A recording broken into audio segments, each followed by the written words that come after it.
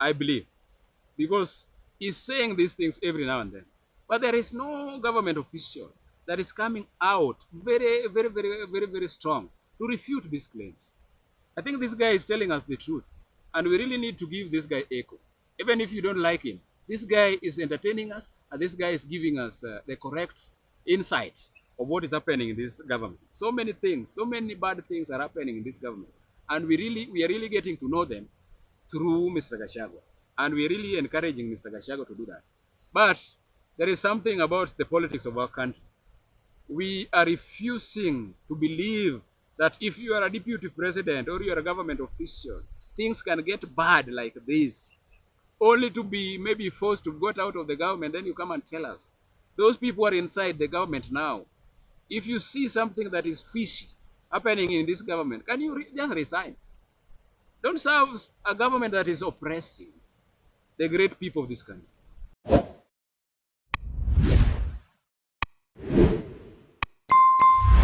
Yeah, this is Kisumo TV, your #1 channel. Today we are at Nairobi River, and we are with Okea Doctor. I think you can see how the river flow, and we are going to discuss about the Kenyans politics. Thank you very much for your support, because we are at 2,000 subscribers. We are asking you to continue subscribing, continue sharing the video so that it can reach many people. So you will introduce yourself. Okay, my name is Okea Doctor from Omabay County, and Okea Doctor is a Cosmo mentee, Homo sapien from Ndewa constituency. So today we are going to talk about Kenyan politics, especially the current politics of Kenya, and how it is going to affect the economy of our country.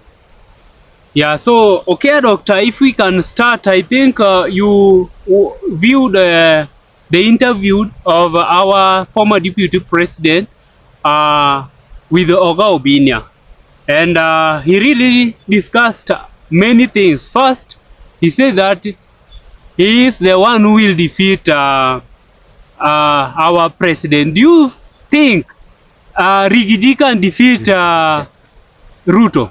Thank you very much. Jeff, Kisumu TV.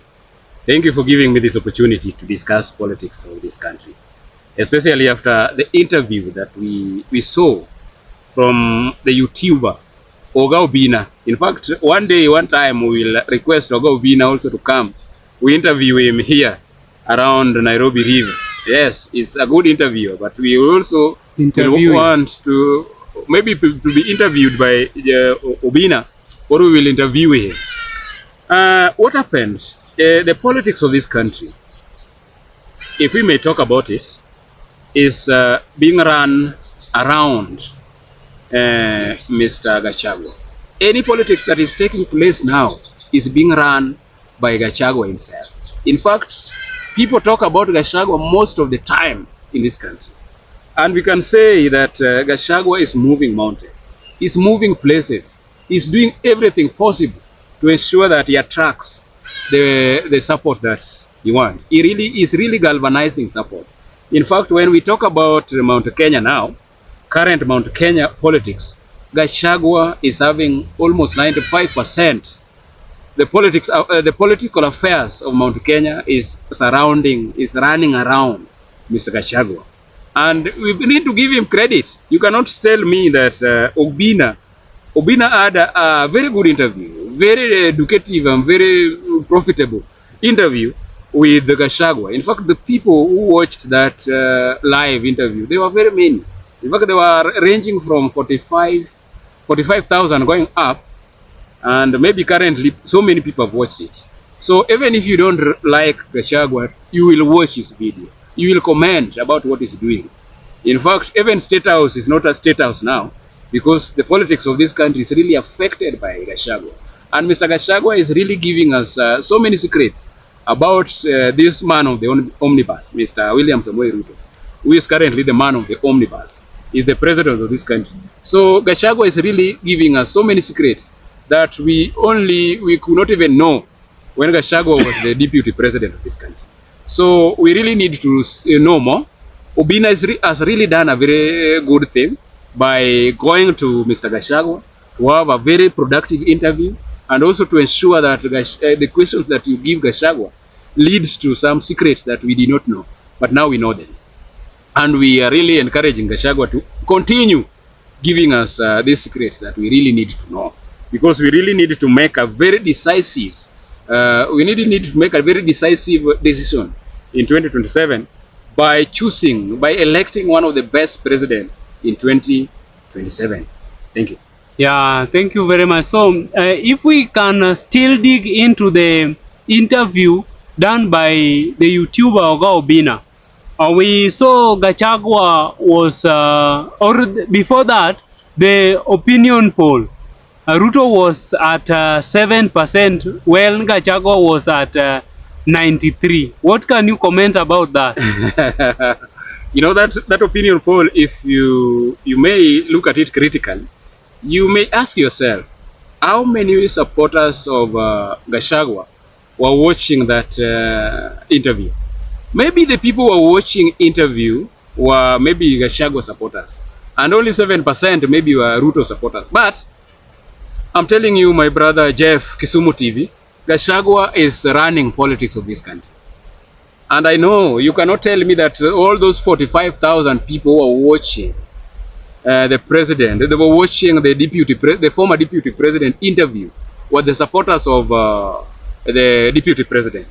I'm telling you, as we speak currently today, William Ruto he doesn't have the support of common mwananchi because of what he promised. He promised people heaven, but he's now delivering hell to people.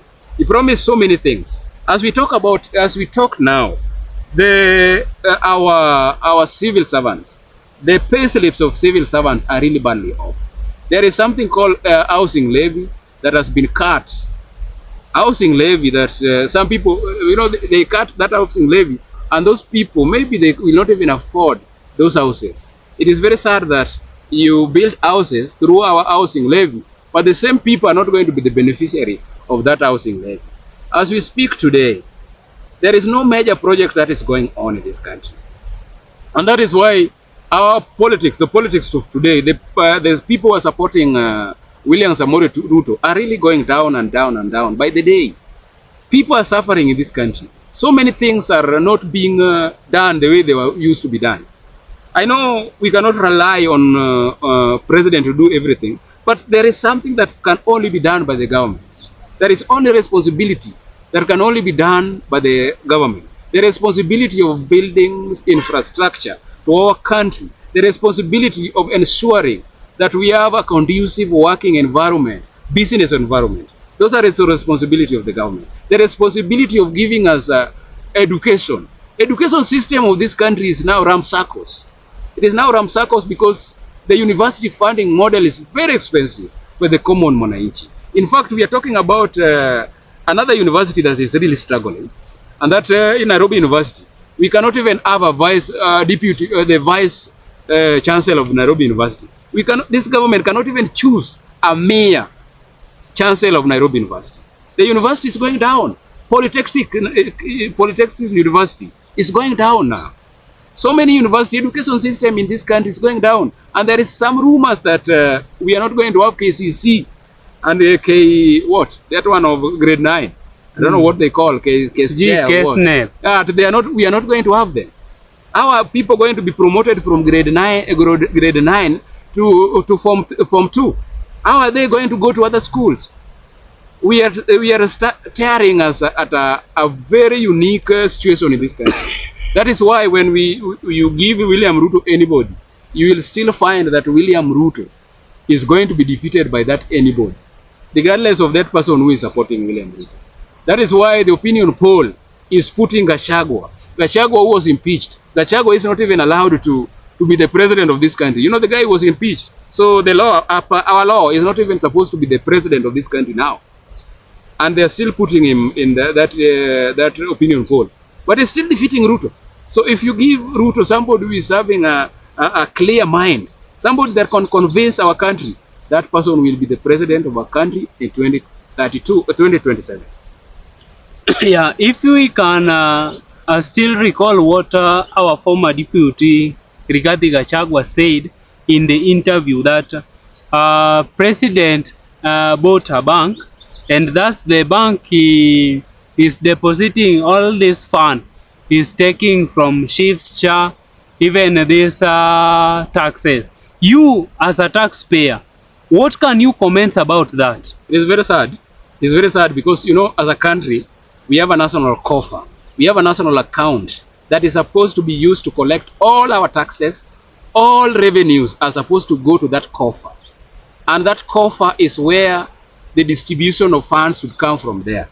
But this is a situation of our country, a very unique situation where our coffer are not, the money is not directed to that coffer. The money is going to other things like personal account, personal bank for somebody. It's very sad. NHIF, SHA, SIFSA are supposed to be collected by national government under the national coffer led by Treasury. How will you tell me that we have a cabinet secretary for Treasury and Finance that is supposed to guide our finance, but it doesn't have any finance directed to his coffer, to national treasury, that all the funds are being directed to other banks, and other banks are using our money to do business? Then after that, how sure are we that this money can be audited? And who is going to audit this money outside the coffers? Because everything that is being audited must be audited from the coffer. That is why we have IFMIS. IFMIS, money that is supposed to be used by county government are supposed to come from the coffer of national treasury, from national government treasury, led by the cabinet secretary, who is Mbadi. But the money is now channeled to a certain fake accounts. Are we safe? Are our money safe? We are not safe. This country is not safe. That is why William Ruto should go back to the drawing board. If you really want to lead our country, regardless of the person who is going to be the president, William Ruto, with us, we don't even care about the presidency. But we care about somebody that is going to lead us very well, 100%, that we can audit, that is accountable to us. Somebody that is accountable to each and every one of us, that we can ask questions and then we get answers. Now, if you ask questions about SIFSA, how much are we collected? Who will tell you? Will the cabinet secretary for finance tell you? Because this one is now outside. It is in another bank. If it is true that this money is being channeled, and they have been telling us that there is this money called hii pesa ya walikuwa wanapeana watu 500 ilikuwa inaitwa nini? Sijui Aslafa and also is under the Ministry of Cooperative. It is money that is under the Ministry of Cooperative. The money that is supposed to come from national coffer is now coming from the Ministry of Cooperative. And now after cooperative people, some people are still paid to cooperative, to Ministry of Cooperative. Where does this money end up going to? And now we are talking about housing levy. We are talking about houses that have been built. They are going to be sold. Who is going to take that money? Is this money going to be go to the same bank that is being owned by our man of the omnibus or the president? Talking about Mbadi, in that interview, our former deputy president, Rigathi Gachagua, said that the bombers of Kenya has been leased to the people from Turkey for multiple years. And we saw Mbadi was saying that that's a liar. So between Mbadi and the former deputy president, who do you think is telling the truth? Oh, it is very difficult to answer that because unless we do investigation. But Mbadi should be clear about this, because I don't think Gachagua currently can lie about this, because Gachagua said it some 3 days ago. They have not even refuted the claims. The claims still stand. So if you think that this guy is telling us lies, take him to court. We want to know the truth. You know, this government is doing so many dirty things under the waters that we don't understand. So many things are going down that we don't understand. And that is why people really don't have the confidence level of this government is really low. In fact, it is 7%, according to that opinion poll. It is 7%. So if Mbadi is really clean about that, and if Gachagua knows and he has the evidence, we want to see those evidence. We want to see how this government, this non-performing, incompetent government, is now masquerading and squandering our funds through some shoddy deals that we don't understand. We need to see, we need to know who is owning bombers of Kenya now, because that is a gray hair. That allegation maybe it is having some 90%, 93% truth about it. Because now this guy is truthful man. He's saying so many things, but these guys are not refuting the claims that this the former deputy president is making. So we really need to see the evidence. If our deputy president has the evidence, we want to see this evidence. Because this evidence is going to help us make a very good decision in 2027 who to support for the presidency in 2027. Yeah, talking about Gachagua is a truthful person, the way he claimed. Why could Gachagua tell Kenyans all these things when he was in government? He's just waiting to be impeached and get the cat out of the bucket. Do you think it is a way of revenging, or Gachagua is a truthful man? You know, if you're a truthful man, we should have a truth meter to measure how somebody is truthful. Maybe this is just allegations that is making, maybe to make him relevant to the politics of our country, and maybe these things are the truth. But you know, when you are in government, especially those people are serving the government, there are some secrets that you are not supposed to give, to bequeath to people, the common mwananchi, and that is what maybe he was guarding. That he was the deputy president, he did not give us that secret when he was the president, deputy president, because of that maybe the oath that they swear. But now, Gachagua is having a truth about what he's talking about, I believe, because he's saying these things every now and then. But there is no government official that is coming out very strong to refute these claims. I think this guy is telling us the truth, and we really need to give this guy echo. Even if you don't like him, this guy is entertaining us, and this guy is giving us the correct insight of what is happening in this government. So many things, so many bad things are happening in this government, and we are really getting to know them through Mr. Gachagua, and we are really encouraging Mr. Gachagua to do that. But there is something about the politics of our country. We are refusing to believe that if you are a deputy president or you are a government official, things can get bad like this, only to be maybe forced to get out of the government. Then you come and tell us. Those people are inside the government now. If you see something that is fishy happening in this government, can you just resign? Don't serve a government that is oppressing the great people of this country. If this government is oppressing our people, then we are not supposed to serve in the same government and only wait for political expediency to come out and maybe cry with the common mwananchi that this is what was happening inside that government. Now you are telling us the truth. Why didn't you tell us at that particular time? I'm encouraging each and every one of us, those of government officials that are serving and doing dirty deals. All those people are not doing dirty deals, but they are witnessing other people doing dirty deals. Resign. Because 2027 will really judge you very harshly. Yeah, so if we checked, we have a new political party formed by the deputy president, Gachagua. Is called DCP, whereby there is a ear and someone listening to the people. But based on the Gachagua politics, this the same guy who was talking about the shareholder. Do you think Gachagua will listen to the people, or it is just a way of luring the people so that he can get votes? I think if you look at the politics of Gachagua now, it has really changed tremendously. He's not talking about shareholders, he's not talking about other things, our shares and everything. He's talking about the country, he's talking about things that we are supposed to do as a country. So when they say that they're listening to people, they're listening to the common mwananchi, they are now listening to the ground. Gachagua is talking about listening to the ground. He's listening to the ground so that he can determine whether talking about shares is something that is supposed to go on, or whether talking about other things is something that is not supposed to go on.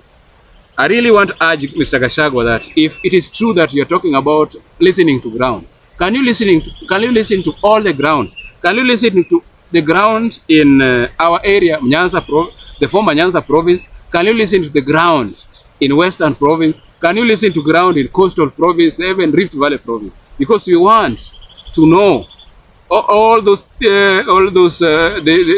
is affecting all those areas. We want to know them equally. So when you're listening to the ground, don't just listen to the ground from Mount Kenya alone, but go everywhere and listen to the ground. In fact, our president is now not listening to the ground. I think you have taken this thing from the president, because the president is now not listening to the ground, and the ground is really exploding from him. Everywhere we go, must go, must go, must go. Ruto must go. That is what is happening.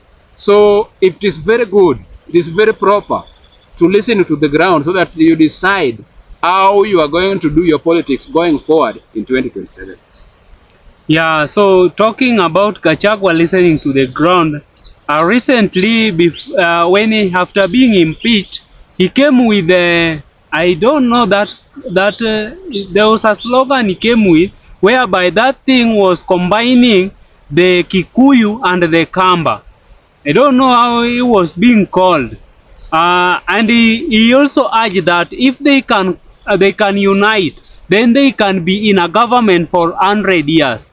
Do you think Gachagua is still tribalic, or it was just a way of convincing people? Hey, the problem is Gachagua is too truthful. You know, there are some truths that you need not to give people.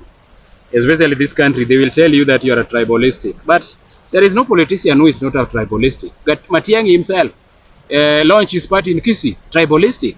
If you go to Western Province, Akina Wetangula, Akina Mudavadi, they are telling us that it is now their time maybe to produce president. Salasia is going on telling us that he wants to chase Raila Amolo Odinga from there.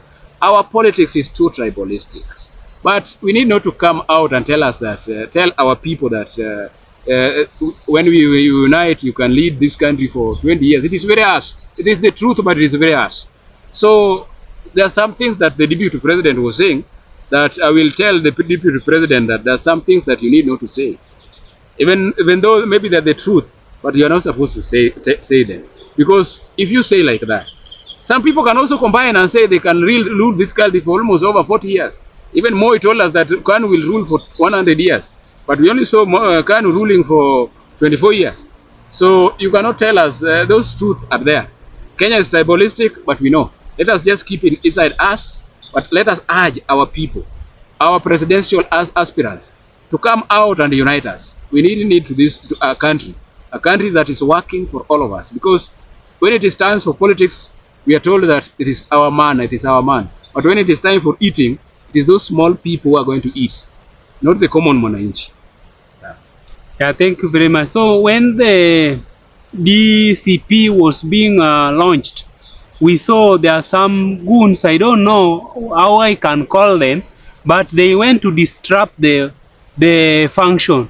But we saw Gachagua's bodyguards or security personnel, they really tried. But what they did, they really beat some people, more so the news anchor. I don't know what you can comment about that. Yes, if that is what I've not watched, I've not been keen to watch what happened in Gachagua's unveiling of his party. But if that is what happened, then it is something that is really very bad.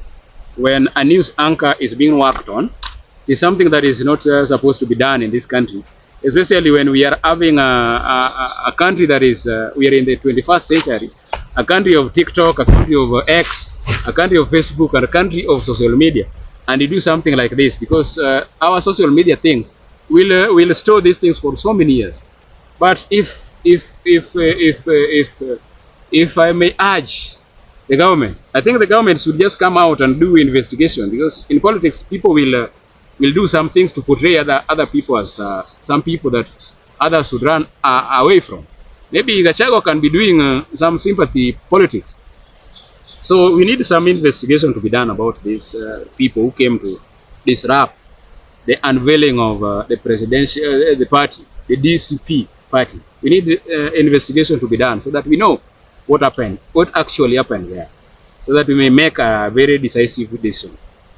So if we can switch from there, we saw recently Matiang'i was having ground.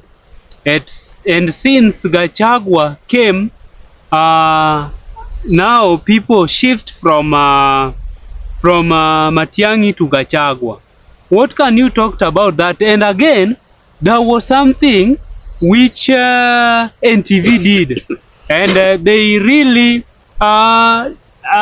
unveiled the secret of our former CS. And that thing, most of people are saying that that's the only thing which made Matiang'i to return to America. What do you think? What can you say about that? Okay, thank you very much. You know, what the mistake that Matiang'i did is to unveil himself very early. Politics, if you want to win politics, you are supposed to be somebody that is not predictable. You're supposed to unveil yourself. Maybe Matiang'i ought to have unveiled himself in 2026, maybe August, going to December. Because now, you know, before Matiang'i was really very popular amongst the youths and the Gen Zs, the kidwings and the tiny papas. But now, what Matiang'i has done now, he has unveiled himself, and the government knows that Matiang'i is a force, that they are reckoning with Matiang'i, that Matiang'i is a force that we are supposed to reckon with. So they will really do so many things. You will see so many expository things that are going to be laid against Matiang'i for the next 2 years that is we have now. In fact, they have started by NTV. So many expository things that are going to be exposed about Matiang'i. So Matiang'i has really done a very, very, very bad thing. In fact, so many people will now work on Matiang'i because opposition politics is about competition. Kalonzo Musyoka want to be the presidential candidate, flag bearer. Gachagua, despite the fact that he is not allowed to even contest, he want to be the presidential candidate. Martha Karua the same. Muturi the same. Eugene Wamalwa the same. So many people want to be the presidential candidates now. So if you unveil yourself very early, especially if you are a force to reckon with, government, you can't compare yourself with the government. Government will use all the machineries just to ensure that they uncover you. And they are going to uncover Matiang'i, especially if you have been serving in the government for almost 10 years. There are so many things that maybe Matiang'i did very bad. So many things that they are going to be exposed. And they are really going to expose these things. They are really going to expose this thing. And maybe in 2027, maybe you will not even be popular. 2027. And maybe somebody will be popular, and somebody that we don't even know will be abruptly be very, very popular. But I'm asking the opposition, if they want to lead this country, let them unite. Let them choose one candidate that can run against William Samoei Ruto. The candidate that has the resources. William Ruto is somebody who is smart. The only thing that William Ruto cannot do is to do economy. Politics of economy, William Ruto doesn't know. But the politics of this country, how to maneuver the politics of this country, this guy is ahead of us. He's very ahead in politics of this country. That is why he can control Raila Amolo Odinga for so many years. And maybe Raila Amolo Odinga in 2027 is going to support him. And maybe you don't know what William Ruto is planning every day. He's running the government. He has chosen the IBC chairman. He's going to choose the IBC commissioners. Maybe he has chosen them. He has all the machinery that is needed. If this guy, William Samoei Ruto, led, in fact defeated those people, the sitting president, with all the machineries, what can he not do now? It's very sad. Even though the economy is not running, but William Ruto, it's very difficult maybe to stand against him.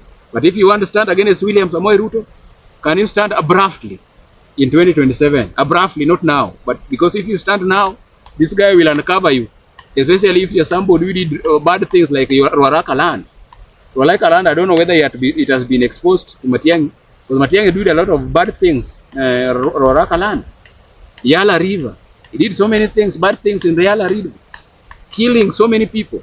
But those things are going to be exposed. After that, will people agree with Matiang'i? No.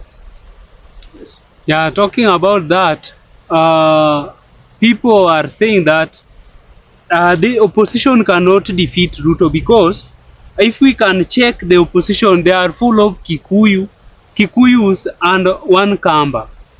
Do you think these people can defeat Ruto?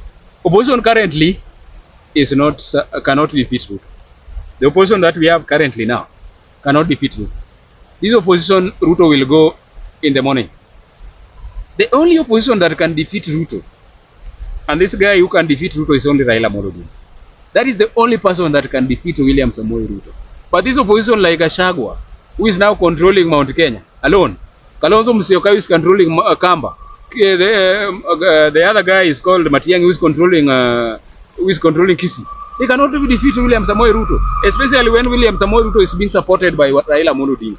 The only opposition that can defeat William Samoei Ruto, and even William Samoei Ruto himself knows that the only head on chose, the only man with a political apparatchik, the only man who is a political egghead, the only man who has dominated the politics of our country, Raila Amolo Odinga, is a domineering Dominicus Domines. Raila Amolo Odinga has dominated this politics. He is even now dominating the politics of our country. He is dominating the politics of the government politics. He is dominating even opposition. Raila Amolo Odinga currently is the opposition. Raila Amolo Odinga currently is the government. He is the president. He is the opposition. There is nothing that is going on in this country. Raila Amolo Odinga is controlling everything. Raila Amolo Odinga is the only person with the resources. Because if you want to defeat William Samoei Ruto, you have to have resources. And the only person with that affluent and opulent resources is Raila Amolo Odinga. That is the only person that can defeat William Samoei Ruto. If he decides to run in 2027, if Raila Amolo Odinga says that he won't run in 2027, William Ruto will go home in the morning. But if Raila Amolo Odinga just spare William Ruto now, then William Ruto will rule us up to 2032. So we are asking, this is the truth, and these are the truth that is supposed to be told to the great people of this country, that the only person that can defeat William Samoei Ruto is the only person, enigma of politics. And enigma of politics is only one, Jeff. Enigma of politics of this country is only Raila Amolo Odinga. He has been dominating this country. Politically, he has dominated everything. He's now running the government. He's now running the opposition. If you leave Raila Amolo Odinga alone, even now opposition cannot do anything. The only thing that they can do, they can go to funerals. They can go to funerals, they can go to birthdays. They can host TV like Obina. They can host those things. But there is nothing like political earthquake in this country without Raila Amolo Odinga.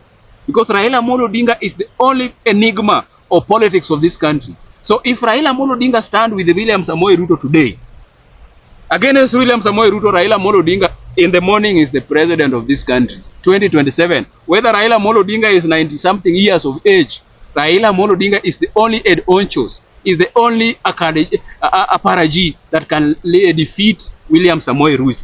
The other persons, Rigiji, there is nothing they can do. How many resources do they have? They don't have resources, man. Politics of this country require mobilization of resources. It requires you to be having almost over 6 choppers. Do they have? If they don't have, how will they run the campaign? How will they be in the morning at the coast? In the evening, they are at Western. In midday, they are at Kisii. They can't.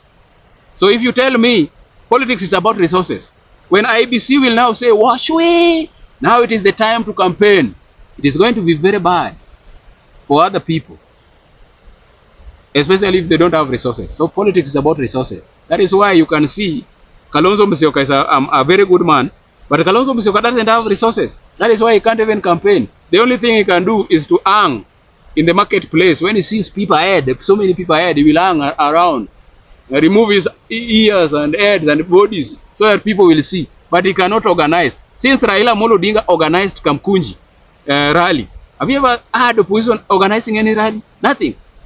So there is nothing. But defeating Ruto will only take Raila Amolo Odinga to defeat Ruto. Otherwise, these guys are langorious. They can't. They are lethargic. They can't defeat Ruto.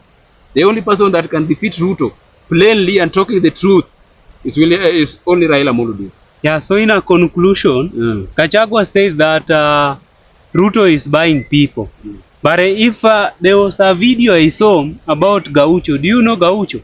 Yes, I know Gaucho. Yeah, Gaucho, he was with Omosh 1 hour and some guy whom I don't know. And he gave Omosh 1 hour 30,000. Gaucho is not working. Do you think these are the people or the machinery Ruto are using to buy people? Because after Omos was given 30,000, he changed his. He was now singing. He's now singing Ruto. What can you say? Hey, the politics of Tumbo. That is what is called Tumbocrats. The politics of Tumbo. The politics of bribery. Yeah? It is the politics of. It is really abysmal and even egregious for somebody like Gaucho Somebody like Gaucho, can Gaucho tell you something and you support? Gaucho himself is a gang. Gaucho can't convince anybody. Gaucho, those people, Gaucho is not working. How is he getting the money? Every day he's getting the money. He's rich. He's flying choppers. Gaucho now is flying choppers everywhere.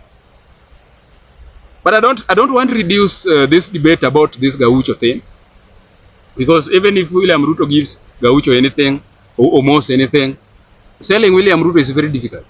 In fact, even now, if you put any clip about somebody who is selling William Ruto, nobody will watch. Nobody is interested with William Samoei Ruto now. So if William Samoei Ruto want to maintain his politics, his job up to 2027, let him maintain people like Gaucho. Give them money to fly here and there. But 2027, we the people, we are going to ask Baba Raila Amolo Odinga. This is the only chance that we have. This is the only chance that we have to lead these great people. We are supporting, me personally, I don't have anything against Ruto. That is why we are supporting Ruto now, up to 2027. Up to 2027, Raila Amolo Odinga has not told us that 2027 is going to support Ruto. There are so many people who are telling us 10 bila break, even you went to school. There is also always a break in between. Yes, there is a break, lunchtime, a break before you go to lunch. When you go to lunch, there is a break. So there is no way, with the kind of economy that has been discombobulated by William Samoei Ruto, economy that has been diplomated by William Samoei Ruto, economy that is in a paradoxical quagmire now, because of the failed policies of William Samoei Ruto. We are going to continue with them in 2027. We can't. This economy has been discombobulated. This economy is not working. This economy can only work when we have somebody with acumen, somebody with acumen of leading our people, somebody that can lead us to where we want to go to, somebody that can drive and deliver development. And that is what the people of this country are scrounging, are eagering, are waiting for, they are hoping for somebody that is going to create that hope in them. In fact, William Samoei Ruto Sai, if he speaks with something called jigo promises and Jim cracks. Some promises that are not making sense. They are not making sense. William Ruto will promise this and he will deliver something opposite of what he has promised. That is why today, even if you give Akina Gaucho anything that you want to give them, just give them. But we know in 2027, we are going to stand with Raila Amolo Odinga. And this is the last bullet. And we are going to tell Raila Amolo Odinga that this time round, Raila Amolo Odinga, we cannot be with William Ruto, because William Ruto is not going to bequeath to us the titanic development that we want, the megalithic development that we want. We want somebody that is going to give us development that we really want, the erratic development that we want.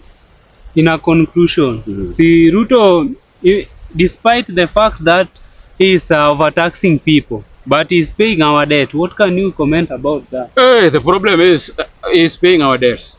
Now, Kenyatta, the former president, was paying the debts. Was he taxing people like this? He was paying. He did not default about the debt of this country. Kenyatta used to pay these debts. And if you ask William Samoei Ruto, how much debts have you paid? We have even more debt than before William Ruto. We have even too much debt now. And he's saying he's paying. You know, when you're paying a debt, you must reduce it. But it is increasing. How sure are you that this guy is paying debts? How sure are you that this person who is really keen about paying debts, but is collecting shifsha money in a certain private bank somewhere? This guy is not paying debt. This is PR politics. This is dilly-dallying, wishy-washing people. Dilly-dallying people, telling people that this is what he's doing. But in the real sense, this is a politics of PR. That is what William Ruto is doing. So tell me, now development is not doing. He's now paying debt. How is that one going to help the great people of our country? He's not going to help us. So he need to tell us that he has paid this much, the debt has reduced, but he need not to tell us that he is paying this much, but the debt is here. No, it's not working. So, in a conclusion, what is the fate of William Ruto in case the opposition take the presidency 2027? Okay, our fate, this is conclusion, okay? So, what we need to do, and this is very serious, I don't want somebody to disrupt Ruto now. I want people to support Ruto up to 2027. Opposition, you should get this. Support Ruto up to 2027. 2027, we will have another opportunity to elect a president that we want. A president that is going to give us development. Even if opposition is going to take the presidency, we don't expect you to revenge about Ruto, taking Ruto somewhere. That is the president. He has served us maybe for 5 years. We will just leave him, but we will continue going on with the development that we want. If we want to start revenging, maybe we will revenge with Uhuru Kenyatta, we will revenge with William Samoei Ruto, Moi, who is no more, and Kenyatta. But now, if we take this mantle as opposition, and I know Raila Amolo Odinga, you only have 2 options. Either to support William Samoei Ruto, and you become the running mate of William Samoei Ruto, or you choose somebody, not even from other tribe, but from Luo Nyanza as the running mate of William Samoei Ruto. That is when we are going to support William Samoei Ruto. But if you don't give us a running mate from Luo Nyanza, that this guy called Kindiki is going to continue as the deputy president, then it is really going to be very difficult for William Samoei Ruto to bequeath to himself votes from Luo Nyanza. That is the first option. The second option, Raila Amolo Odinga, it is only your time to come out in 2027 and contest for presidency and become the president of this country. Because we don't have options. The other political, guys in opposition, these guys are small guys. These guys cannot be the president. They don't have resources. They don't have money. So it is only you who has those resources. I know you have so many choppers that you can be used for campaign. And politics need mobilization. And mobilization starts with campaign from one county to another, from one region to another. And the only person that can do it is Raila Amolo Odinga. Yeah, thank you very much, guys. This is Kisumu TV. You can even put your comment section there. We will read them and we will reply them next time. Thank you very much.